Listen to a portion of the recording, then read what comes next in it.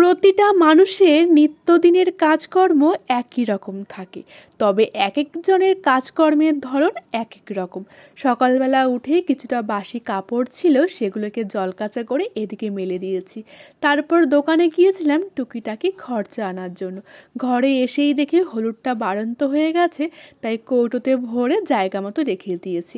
এদিকে রান্না বান্না জোগাড়ও করে দিয়েছি, ভেবেছি আজকে গরম গরম বেগুনি রান্না করব। ভাস্তিকে বললাম একটু খেয়ে দেখো তো, ও বলল ভীষণই ভালো হয়েছে। তারপর দুপুরে সমস্ত রান্না বান্না করে নিয়েছি। আজকে আলুর দমটা না বেশ ভালো হয়েছিল খেতে। এদিকে রান্নাঘরটা সুন্দর করে পরিষ্কার করে দুপুরে খাওয়া দাওয়া করে একটু শুয়েছিলাম। উঠেই দেখি বাইরেটা পুরো অন্ধকার হয়ে গেছে। সন্ধ্যা দিয়ে নিয়েছি। এদিকে আমার একটা কাকিমুনি এসে বলল খিচুড়ি রান্না করছি। আর সবাই জানে যে আমি খিচুড়ি খেতে কতটা ভালোবাসি, তাই আজকে রাতের বেলা খিচুড়ি পিকনিকটা জমজমাটি করে নিয়েছি, বেশ ভালো হয়েছে।